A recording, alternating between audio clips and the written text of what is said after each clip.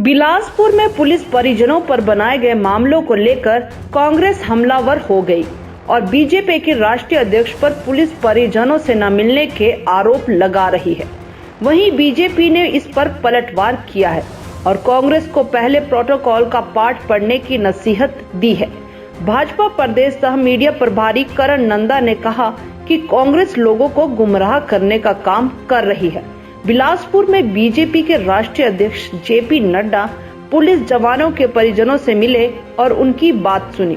कांग्रेस नेताओं को Z+ security के प्रोटोकॉल के बारे में जानकारी नहीं है और यदि सिक्योरिटी में कोई चूक होती है तो क्या कांग्रेस उसकी जिम्मेवारी लेती है?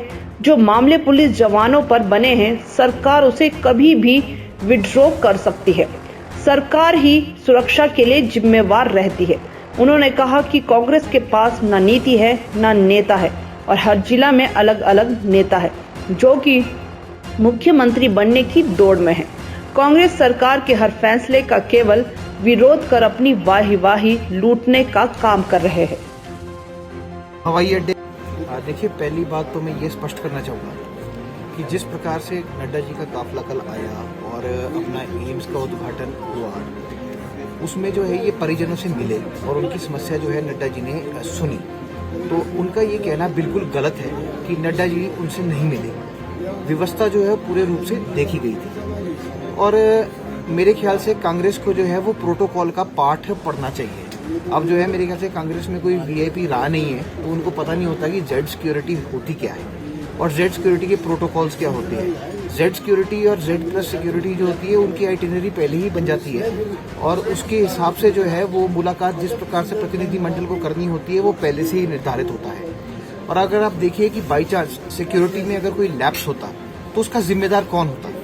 उसका जिम्मेदार कांग्रेस नहीं होती, क्योंकि वो सत्ता में नहीं है। उसका सत्ताधीन पार्टी ही होती है जो कि भारतीय जनता पार्टी है। तो प्रशासन ने अपना रोल जो है वो अच्छी तरह निभाया है और जो FIR है वो एक FIR ही होती है, उसको कभी भी विड्रॉ किया जा सकता है। वो एक प्रोटोकॉल है जो आपको सिक्योरिटी मेजर्स के हिसाब से जो है वो furnish time to time centre को करना भी पड़ता है कि ऐसा लैप्स क्यों हुआ। दूसरी बात मैं फिर से रिपीट करना चाहता हूँ कि नड्डा जी जो है वो पुलिस कर्मियों के जो परिजन थे उनसे मिले और उनकी समस्या सुनी, तो ये कांग्रेस का जो आरोप है वो निराधार है। जी, इससे कांग्रेस को जो है वो एक आश्चर्यजनक जीत मिली है और उनको खुद ही विश्वास नहीं हो रहा कि हम जीत गए और उनको यही नहीं पता लग रहा कि हमने तो उस तरह से प्रचार भी नहीं किया था और हम जीत गए। तो उनको अभी तक ये विश्वास नहीं हो रहा कि हम क्यों जीते। उनको लग रहा है कि महंगाई एक मुद्दा है, जहाँ की महंगाई एक मुद्दा नहीं है। और अगर आप आंकड़े उठाएंगे तो कांग्रेस की सरकार में जो है वो सिलेंडर जो है वो बहुत महंगा था, ठीक है जी। और जब अपना नरेंद्र मोदी जी की सरकार आई है तो कांग्रेस के और हमारे अगर तुलना करे जाए जो बीजेपी की है तो सिर्फ 10% का एक राइज अप्रोक्सीमेटली हुआ है, पर बीच में सरकार का जो सिलेंडर का प्राइस है वो 840 से भी नीचे गया है। तो आंकड़ों का मायाजाल है, आंकड़ों को घुमाने की कोशिश कर रहे हैं। जन जागरण मंच की ये बात कर रहे हैं, जन जागरण जो है हर विधानसभा में कर रहे हैं, उसमें ये है कि कांग्रेस को जो है सस्ती लोकप्रियता हासिल करने की बीमारी है और उनके दिमाग में ये लगता है कि हम जो है वो लोकप्रियता के माध्यम से सत्ता में आना चाहते हैं। पर जनता को सब पता है, जनता जागरूक है और जनता को पता है कि असल में लीडर कौन है, विकास की गंगा किसने लाई, सोशल सिक्योरिटी की स्कीमें किसने लाई, सेंटर ने हमारे जो सेंटर एम्प्लॉयज़ है उनको क्या दिया, अभी जो है वो हमारे मुख्यमंत्री जयराम ठाकुर जी ने स्टेट एम्प्लॉयज़ को क्या दिया। विकास जो है वो हर स्तर पे हो रहा है, रोड्स की सोलिंग से लेके रोड्स का जो है आपका है विस्तारीकरण हो रहा है, बन रहे हैं। आप देखिए हर प्रकार से जो है वो सरकार जो है जनता की सेवा में तत्पर है। और एक बार मैं कांग्रेस से ये भी पूछना चाहता हूँ कि उनके पास लीडरशिप कौन है, लीडर कौन है?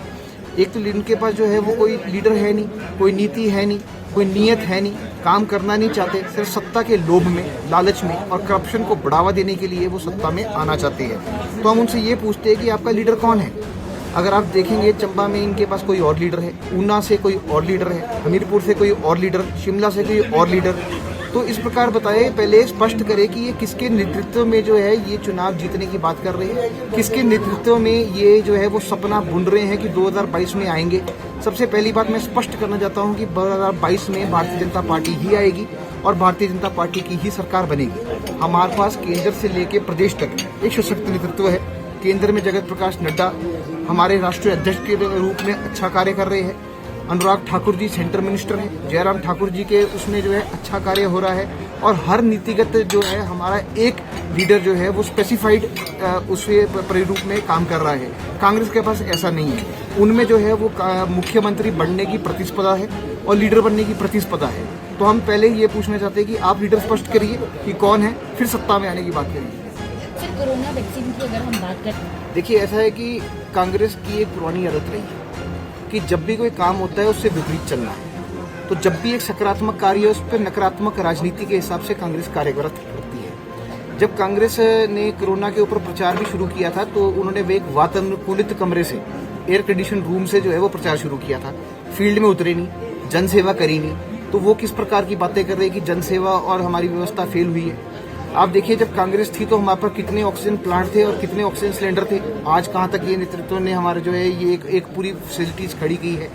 आप देखिए पहली वेव आई तो उसके अंदर भी हिमाचल की जो रेट है वो जो हमारा संक्रमण का रेट है वो बड़ा कम रहा और उसके बाद हमारी जो है मृत्यु दर भी बड़ी कम रही।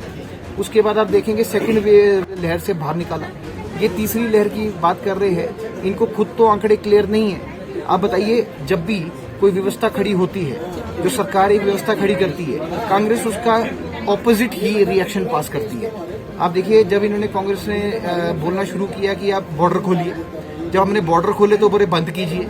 तो पहले आप ये बताइए कांग्रेस को खुद ही नहीं पता हमने क्या बोलना है। अगर आपने सूबे की हेडलाइन पढ़कर उसका विरोध ही करना है तो वो राजनीति नहीं। राजनीति नीतिगत डॉक्यूमेंट, आंकड़े और वस्तुस्थिति से होती है, जो कांग्रेस को पता ही नहीं कि है क्या। तो मेरा तो मानना ये है कांग्रेस को पहले जो है अपने आंकड़े स्पष्ट करने चाहिए, अपनी नीति स्पष्ट करनी चाहिए और किस रास्ते पे उन्होंने चलना है वो स्पष्ट करे। उसके बाद भारतीय जनता पार्टी की निंदा करे।